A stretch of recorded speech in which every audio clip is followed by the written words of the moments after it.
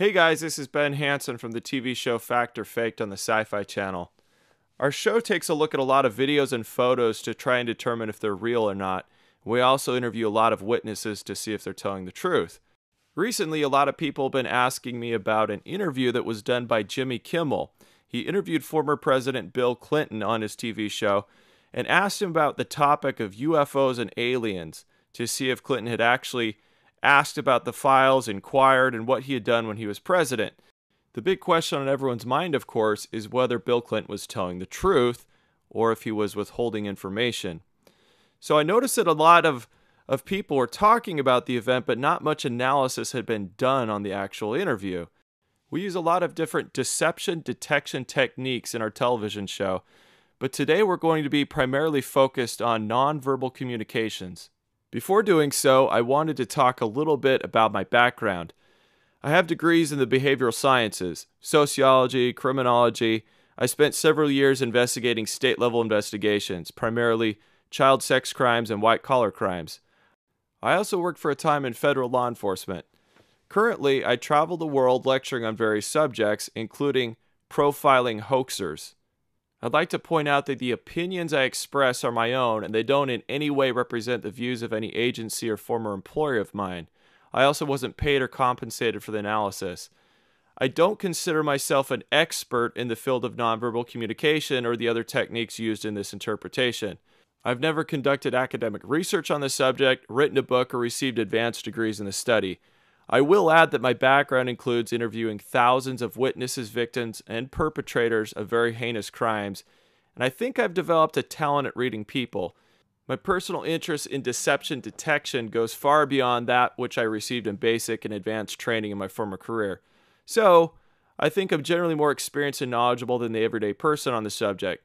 But it's important to remember that deception detection is a long ways from being considered an exact science. There's no one gesture, behavior, or sign that someone is lying.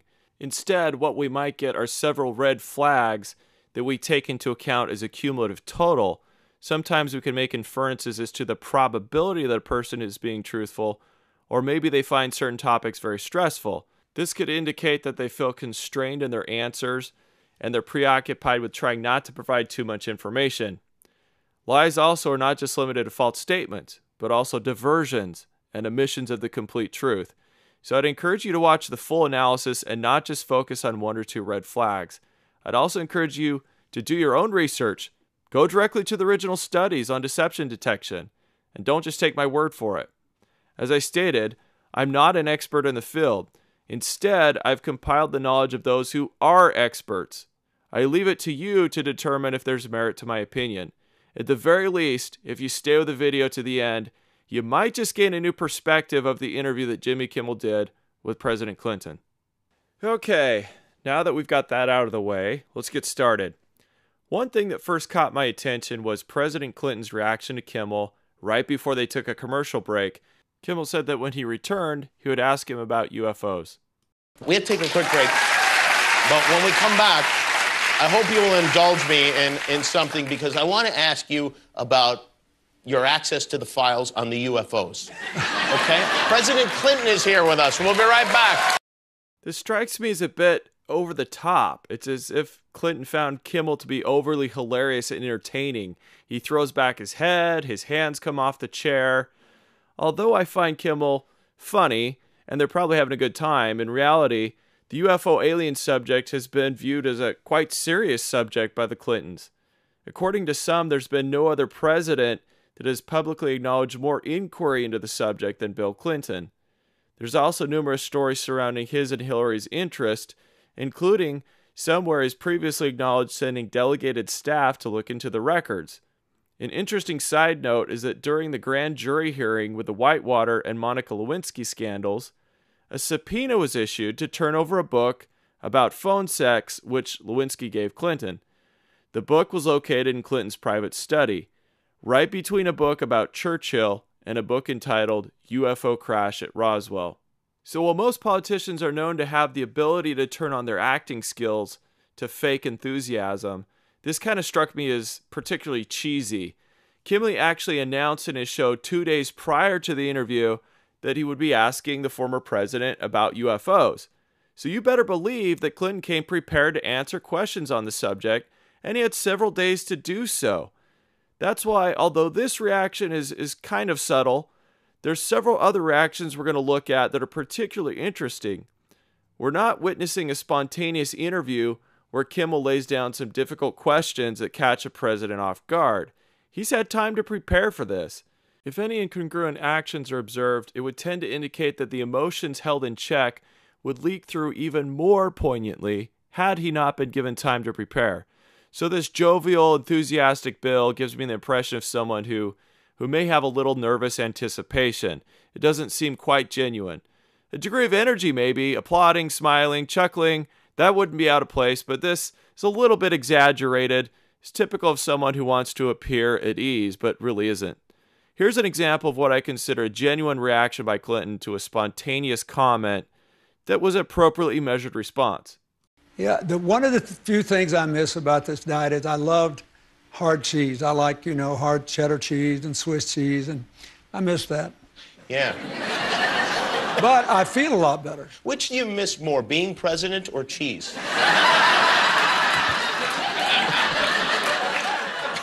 Well, I like being president more than I like cheese. Yeah, interesting. That's a more typical response that I'd expect, and it's how he normally behaves throughout the rest of the interview, until we get to the part coming up. In an effort to conceal real stress or nervousness, it's not uncommon for people to overdo the perception of being comfortable by stretching or yawning as if they're bored, or they go the other way and they crack jokes and they come off overly extroverted and happy. This segment with the cheese comment came at the beginning of the interview. Now we're going to jump forward back to where we were right before the commercial break. Now as we come back, you're going to see that Clinton kind of gives a little presidential thumbs up to the band, or his approval of Kimmel. We're not quite sure which, but there does seem to be a switch in his composure from this point forward as Kimmel gets into the UFO topic. Hello, we're back. Manny Pacquiao's on the way. President Bill Clinton is here with us. So if I was president, and I won't be, let's be honest, the first thing I would do after putting my hand on that Bible and taking that oath to serve the country is I wouldn't even probably finish the oath. I would run to the White House. I demand to see all the classified files on the UFOs. Because I want to know. I'd want to know what has been going on. Did you do that? Sort of. Sort of. The first thing we observe is that Bill is intently focused on Kimmel, who just a moment ago had him laughing about cheese, and again when he said he was going to ask about UFO files, but now Clinton is quite serious. Kimmel makes fun of himself, saying he'd never be able to be president, and Clinton doesn't bat an eye. Instead, we see him swallow several times, press his lips together, and move his tongue around in the inside of his cheek a few times. Increased swallowing can be an indicator of stress, either from anticipation of being caught in deception or nervousness about the interview process in general. The tongue against the inside of the cheek is often associated with thinking and uncertainty. One other interpretation is that it can sometimes indicate contempt, a sort of satisfaction that someone feels when they deceive another. Known as duper's delight, the feeling expressed is similar to the secret pleasure someone gets when duping or deceiving someone. Personally, I'd go with the first interpretation in this case. There's too little information at this point to indicate deception, but it does appear that he's starting to lose confidence. We also hear him respond saying, sort of. This is called a qualifier or an extraneous phrase. Phrases like sort of, kind of, I believe, I think, they all show a lack of focused conviction. The answer should be pretty clear. Yes, I demanded to see all the classified files, or no, I didn't. Maybe the truth is somewhere in between, but Kimmel picks up on this vagueness and repeats his phrase back to him. Then Clinton starts into a more detailed explanation. Did you do that? Sort of. Sort of. Yeah, we had, I think it was at the beginning of my second term, we had the anniversary of Roswell. I wouldn't consider this the most significant example, but this is where Clinton starts to do what I call backing out of the dead-end alley. It's also called the mid-sentence jump. The speaker will start talking about one topic, and then sometimes midway through the sentence, they start to become muddled, not making sense. They stop themselves, they restart, they fail to finish the thought, or they change the subject completely. When someone isn't being completely truthful, we also often see an increase in stuttering or stammering. We see very little of this with Clinton during the whole interview until we get to the alien topic. Yeah, we had, I think it was at the beginning of my second term, we had the anniversary of Roswell. You waited that long? I did. Wow. Well, I didn't. And then there's also Area 51. You remember there was a great sci-fi movie where there was an alien kept deep under the ground in Area 51? So first I had people go look at the records on Area 51 to make sure there was no alien down there. Did you catch that? Not many people notice that right after he answers Kimmel in the affirmative, he slips in a complete denial. You waited that long? I did. Wow. Well, I didn't. And then Now we have three interesting flags in one sentence.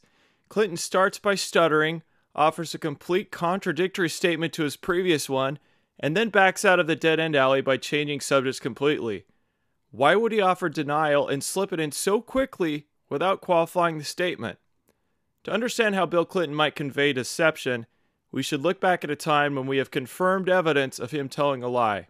When Bill was questioned in the Monica Lewinsky scandal, he was very careful with his words. He has a habit of responding very literally. When he started to feel the weight and guilt of the affair, lying to the American public, there arose sort of a cognitive dissonance, and he attempted to resolve it through rationalizing. The idea was if he could find a way to manipulate semantics so he could answer in a manner that he felt was somewhat truthful by his definition, then he could escape being found out and convicted of perjury. When it was learned that he did have a sexual relationship with Lewinsky, he said that he didn't consider certain acts with private body parts as a sexual relationship if he was the receiver and not the doer of the act. He asked the prosecution to narrowly define what they're looking for. So he would say things such as, that depends on what the definition of a sexual relationship is. So although he still lied, he felt he could more comfortably live with it if in his mind most of it was technically accurate. Remember, this is the same man who says he didn't technically smoke marijuana because he didn't inhale. Clinton's a spin doctor. So here he tells Kimmel that he waited until his second term before he looked into the UFO subject, but then right away he sneaks in a retraction and begins talking about Area 51. Maybe he wanted to be more technically accurate by correcting himself because the Area 51 inquiry could have happened before the Roswell inquiry. We really don't know what he meant by, I didn't wait until my second term to ask about Roswell. It was earlier. I asked about something else first. I didn't ask at all. The most curious thing about the retraction is that he slips in the phrase and then rushes past it. He starts to say something else, changes his mind, and then goes on talking about the movie Independence Day. Regardless of what he meant by it, Bill's having some trouble with keeping the chronology straight. Deceivers and those in very stressful conversation often have trouble telling events in the right order. It could be that the events are made up, or it could be the events are true, but there's often more to them that they aren't sharing. So, not to be too hard on the president, because we all make mistakes in telling a story, but remember, he had a few days to prepare for this exact question. What did you do to look at the UFO files? And this isn't the first time he's answered this in public. In 2005 in Hong Kong, he gave a more formal interview. This may have created the difference. I find it likely that he is telling the truth regarding his inquiries into Roswell and Area 51, but there's also a good chance there were further and deeper inquiries into the UFO alien subject, which he may have been on the verge of sharing with Kimmel's audience, but then he thought better of it. If he had made other inquiries, this could explain why he's having trouble keeping the timeline completely straight. So let's move on. So first I had people go look at the records on Area 51 to make sure there was no alien down there. And people thought that because everybody who works there has to stop about an hour away and put on special clothing and then drive in and out. And that's because a lot of our stealth technology is made there. We know that now, but there are no aliens there. I'm confused. What is he actually talking about here? People thought there were aliens at Area 51 because everyone there has to stop an hour away and put on special clothing. I've researched a fair deal about the legends of Area 51, and this is the first time I've heard of people putting on special clothing to work there. Just to make sure I hadn't missed a key element of the Area 51 lore, I asked George Knapp, the Vegas reporter most central to breaking the story of the base's existence. I also asked several other well-known UFO researchers. None of them recalls a detail about workers putting on special clothing. Yet Clinton states that this is why people thought aliens were being kept there underground. When someone is deceiving, they may have a tendency to offer superfluous details and explanations that are not asked for.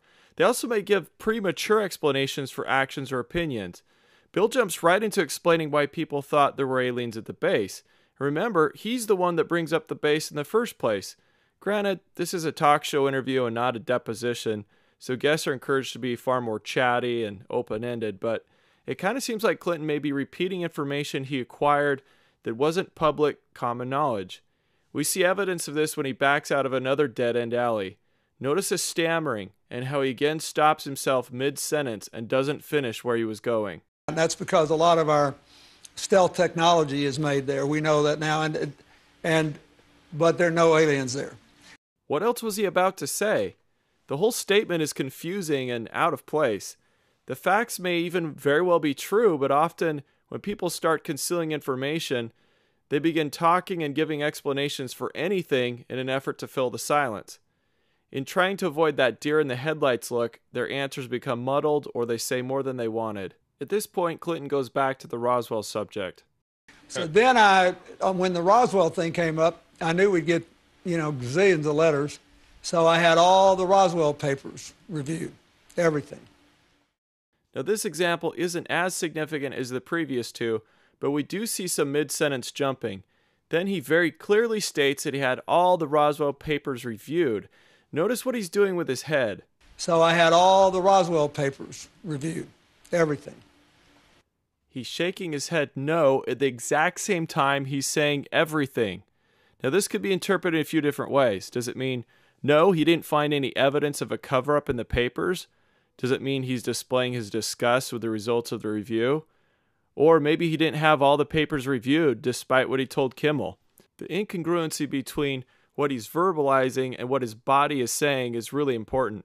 In this instance, though, we can't really figure out why he's shaking his head, but we can say for certain this statement really has no intrinsic value.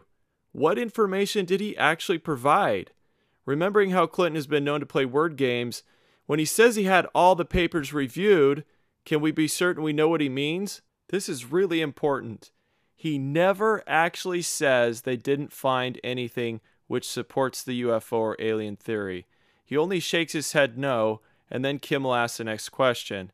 It's possible Clinton would have given a verbal reply of no instead of just shaking his head if Kimmel had pressed him, but we look for deception. We still need to be particularly aware of indirect statements and possible attempts to avoid answering the original inquiry. Additionally, Clinton only said they reviewed papers. There was no mention of demanding to see the wreckage material, photographs, or other physical evidence.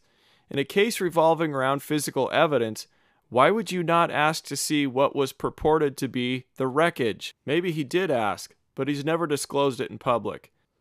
Equally interesting is that in May of 1995, at the request of Congress, the General Accounting Office provided their 27-page report, which concluded that all the records from the Roswell base in the summer of 1947 had been destroyed. There were no documents. According to the GAO, there were no papers to review. So this begs the question, what does Clinton mean by saying they had all the papers reviewed? Now we move to the last segment of the interview, where you're going to see a significant change in the demeanor of the former president when compared to the first part of the questioning. With the difficult questions behind him, you're suddenly going to see a lighter, more relaxed Bill, who feels comfortable in his element and even jokes around.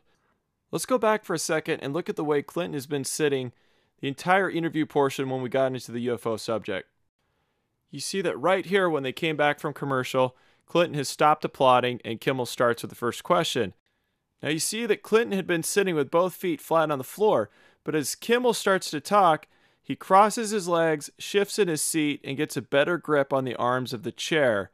Although it's very common for people to cross their legs while sitting, protecting the abdomen by folding the arms or legs can be a sign of closed-mindedness, defensiveness, and attempts to conceal information. This becomes especially true when we combine it with all the other gestures we're seeing.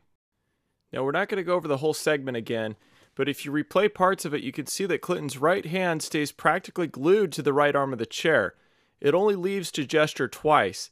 This is a departure from practically every other part of the interview where he's talking about things such as his love for cheese, his charities, etc. Nearly everywhere else, he uses his right hand just as much as the left, or uses both hands together as he talks. One red flag we see with people concealing the truth is they often minimize their hand gestures and start to become very rigid. Some people even grab their own wrist to keep it from moving. Guilty or apprehensive people are overly concerned that their hands will give them away if they start fidgeting or don't know where to put them, so they tend to anchor them down so they won't move. One other thing we can go back and look at is an increase in jaw clenching. While Clinton does seem to flex his jaw at times during the whole interview, we can see that the action increases during the questioning about UFO and alien subjects. Again, this could be a sign of stress, and flexing for some people is kind of a soothing behavior to release attention. It also can mean frustration. In a few parts of the interview, he juts out his lower jaw coupled with the lips pressed tightly together. It happens rather quickly, but almost always indicates a negative emotion. Many times it's like the jaw flex and it's done as a soothing gesture. The timing of it is important. He does it the first of the UFO questions, which we just saw, and then exactly when he tells Kimmel that he waited until his second term to ask about Roswell. Then again, right after he says he had people look at the records to make sure there wasn't an alien at Area 51. Then again, very strongly after he had all the Roswell papers reviewed. All of this brings us up to the point where Kimmel asks if Clinton would tell the American public about aliens if he knew. If you saw that there were aliens there, would you tell us? Yeah. You would? I would. Even though it sounds like a guy in the audience is yelling that he's a liar, this is possibly the most difficult segment of the interview to analyze. My opinion is that Clinton is most clearly expressing some tension, perhaps apprehension, but it's almost impossible to determine why, or if he's being untruthful. In the first place, when Kimmel asks the question, and we're supposing the TV program that it was done in real time, Clinton answers almost immediately in the affirmative. If you saw that there were aliens there, would you tell us? Yeah. You would? Generally, we should be suspicious of answers which come immediately after the question. There's a certain optimum window of time for true responses. They shouldn't be too delayed, and they shouldn't come too quickly. This can indicate the response has been rehearsed or anticipated. We know that Clinton had a few days to prepare for the topic, so he more than likely did rehearse his answers, and could have very well been provided with a script of the questions that Kimmel would ask. It could also be argued that Clinton's conviction to tell the public really is genuine. Having thought about it frequently, he didn't need time to deliberate in his mind. So, in this case, a good argument could be made for both conclusions. We find an even more compelling observation when we look at the narrow scope of the question that Kimmel asks. Since we know Clinton likes to play word games and they were just talking about Roswell, when Kimmel says, "If you saw that there were aliens there, would you tell us?"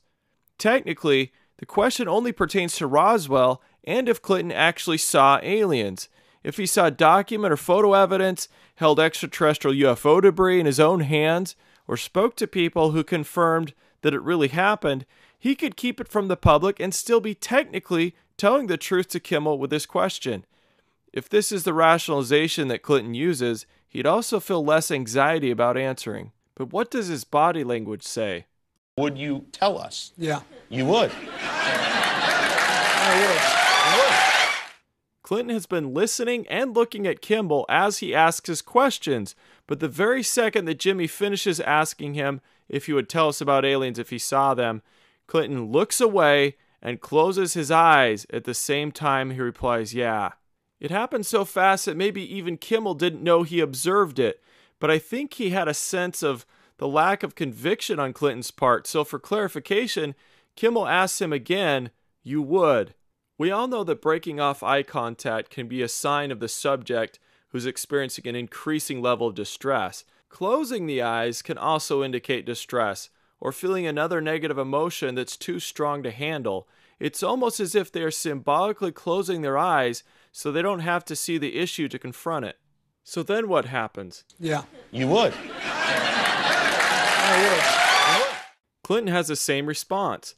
He looks away from Kimmel, closes his eyes again, nods yes as he responds, "I would."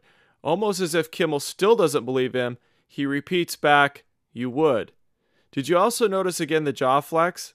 He does it twice, right after he answers Kimmel. We could speculate for hours why Clinton might be feeling distress or some aversion to this question.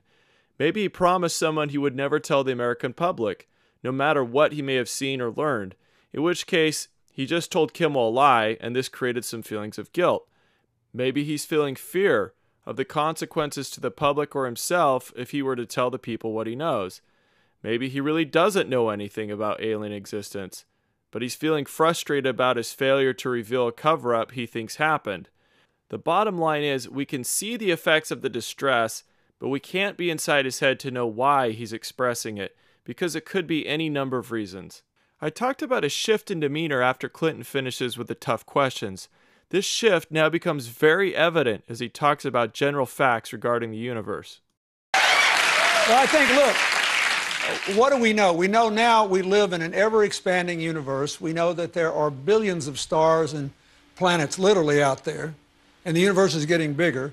We know from our fancy telescopes that just in the last 2 years, more than 20 planets have been identified outside our solar system that seem to be far enough away from their suns and dense enough that they might be able to support some form of life. So it makes it increasingly less likely that we're alone.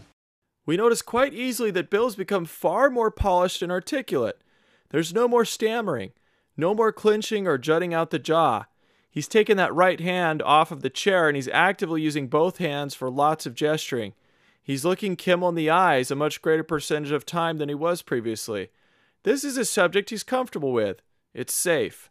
He's not required to carefully dance around topics he has to back out of. His actions seem to communicate that he really does believe everything he's saying at this point. Jimmy's intently listening, and his clever reply results in a very interesting response from Clinton. That they might be able to support some form of life. So it makes it increasingly less likely that we're alone. Oh, you're trying to give me a hint that there are aliens. No, I'm trying to tell you I don't know. Oh. Let's play that again for those who missed it, because it's pretty subtle, but it's definitely present and quite remarkable. I bet Clinton probably didn't even know he did it. It happened rather instinctually before he caught himself and began talking. Watch again. This time look for signs of incongruence. Oh, you're trying to give me a hint that there are aliens. No. Did you catch it? I almost couldn't believe it when I first saw what Clinton did. He nods his head yes. He actually nods his head yes in response to Kimmel's question. You're trying to give me a hint that there are aliens. Clinton immediately nods yes and then quickly says no. And the jaw clenching has returned. Well, there's one other thing I want to point out, an even more subtle reaction, because some of the best indicators of tension are the most difficult to spot. Take a look at Clinton's left hand. As we already discussed, lack of hand gesturing can be an indicator of stress. His hands are back on the arms of the chair, completely motionless, until here. Oh, you're trying to give me a hint that there are aliens. A very convenient time to have a nerve twitch. When Kimmel says, "are," that there are aliens, the fingers on the left hand clench and slightly retract. It's almost as if he was shocked by the idea that Kimmel may think he's hiding the truth. Or maybe he's displaying a psychological reaction to the thought that aliens exist. Am I being hypercritical?